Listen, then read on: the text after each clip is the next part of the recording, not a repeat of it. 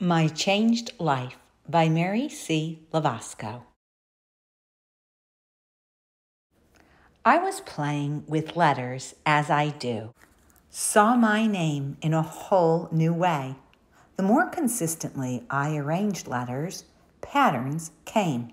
Day after day, week after week, word combinations emerged until the most obvious broke me free from the endless pursuit of me-centered living.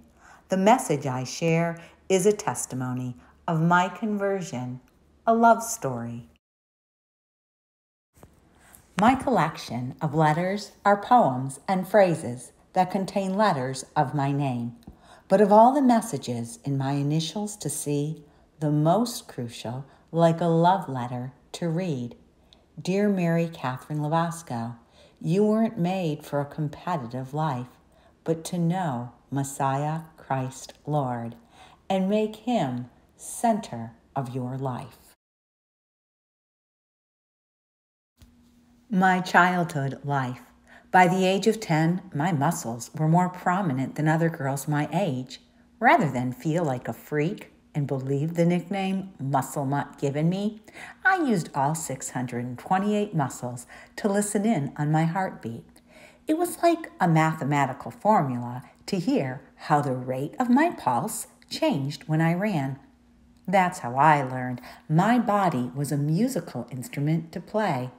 To this very day, there's a beat I hear when my feet hit the street that matches the sound of my heart. It beats like a drum in my ears. I hear rhythm and music, then words. They come, too, breathing life into me, deep in my soul. Far away from noise and confusion, I'd hear, "Pay attention, awaken." Such peace fulfilled me, a quiet stilled me, in the symphony of my soul. When walking and running, I'd hear God whisper his love in my ear. Making the commitment to listen was critical to survive in a family with a dozen people. The noise level in our home was deafening as well as defining. Imagine combining linguine, bucatini, capellini, fettuccine, macaroni, cannelloni, lasagna, penne, mostacciole, rigatoni, ravioli, and rotini pastas all together in a pan of boiling water. After draining the water in a colander, you'd see oodles of noodles sticking together. If I were the mostacciole noodle, I'd have shouted, "Get me out of here!" I was desperate to escape, be free, discover my own identity. I learned then that home was inside me and not in the family house. My choices in life. Leaving the family nest and going off to college was difficult. No longer protected by rules, routines, and security that family life provided, I was unprepared for what I saw in the world. The stress I experienced from living among so many strangers, the feelings of inadequacy from academic demands, and the involvement in romantic relationships I knew were not right, led me nowhere fast. The more I compromised my moral convictions, the worse I felt. Running fast, far, and alone seemed the perfect cover-up for unspoken anxiety, anger, frustration, shame, and low self-esteem. Made competing a lifestyle. Focusing on running races, winning trophies, and bodybuilding competitions was something I could control, and being a successful athlete became my identity. I learned to use the same winning formula in everything, from earning cars in a cosmetic career to starting my own personal training business. I felt invincible. Mercy, compassion, and loss. In all my achievements, I realized not one thing could beat my first husband's 10-year battle with congestive heart failure. Only by providing constant care and sitting at his side until his last breath, could I have learned the fragility of life. My crisis in life, no longer battling for him to live, and with no winning title to defend, despair and melancholy set in. I turned to food to fill the void and withdrew socially, too.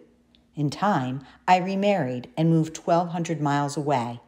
But without professional goals to focus my energy on or family and friends to see, I had time to think and ask, who am I, really? One morning, my husband woke to find me in a state of panic and anxiety. During the night, my life, like a movie, flashed before me. Lifestyle choices made in rebellion from false pride and a false sense of security were agonizing to see. I was reminded of thoughts and words of the past spoken in anger, haste, and negativity. A sense of terror and impending doom of death frightened me so much that when he asked me what was wrong, I couldn't speak. As the day progressed and irrational fears escalated, he sought advice from family and friends who encouraged him to bring me to a mental health facility. My cry to the Lord. On the third day of my admission in the hospital, I was sitting quietly in my room reading a book after group therapy session. It made me think of how Jesus was physically stripped, how he hung on the cross, was crucified, then days later, resurrected. Something was happening in my heart that at that moment I would not have been able to explain. Filled with deep sorrow, I made the connection that Jesus shed his blood and gave his life for me. I began to cry and with a repentant heart said, Lord, please forgive me.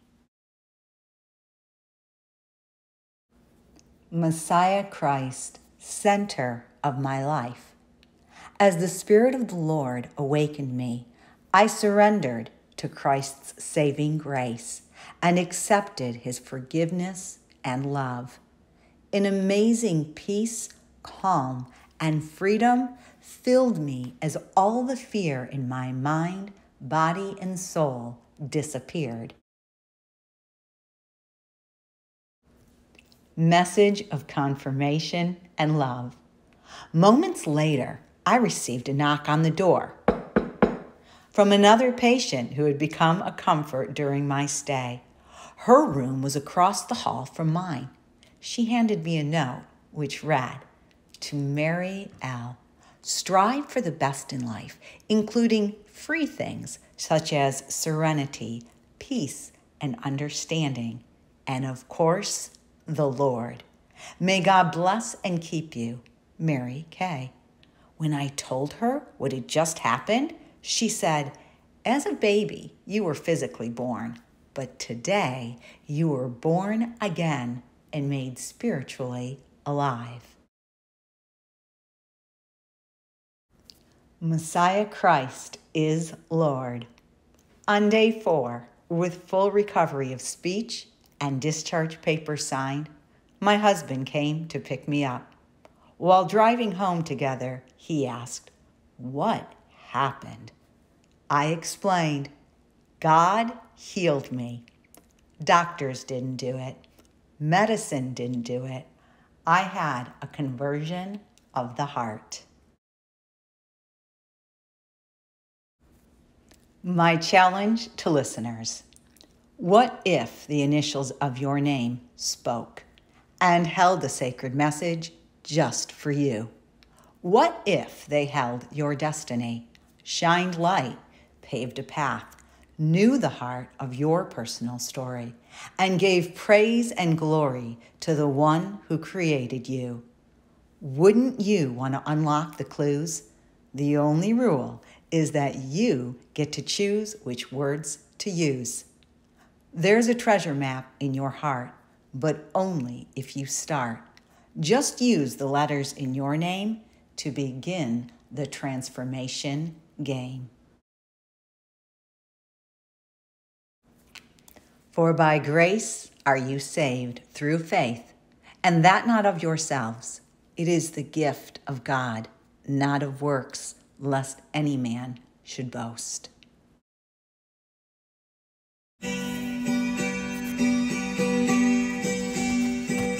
Exercise your body, exercise your brain, exercise the way you spell and see your name. From this time forward and forevermore, praise be to the glory of God's name.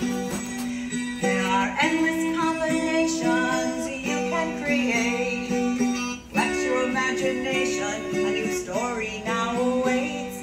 With faith and trust, you can only win this game. Whenever it's God's glory you explain. Exercise your body, exercise your brain, exercise the way you spell and see your name.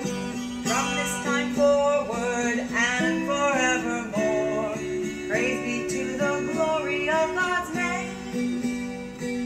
Rearrange the letters in endless different ways. There'll be transformation, one that truly stays. Once you give the Lord all glory, you'll never be the same. And forever it's God's glory you'll explain. Exercise your body, exercise your brain, exercise the way you spell and see your name. From this time forward and forevermore, praise be to the glory of God's name. Well, that's my story. Christ really changed my life. Where are you in your spiritual journey with God?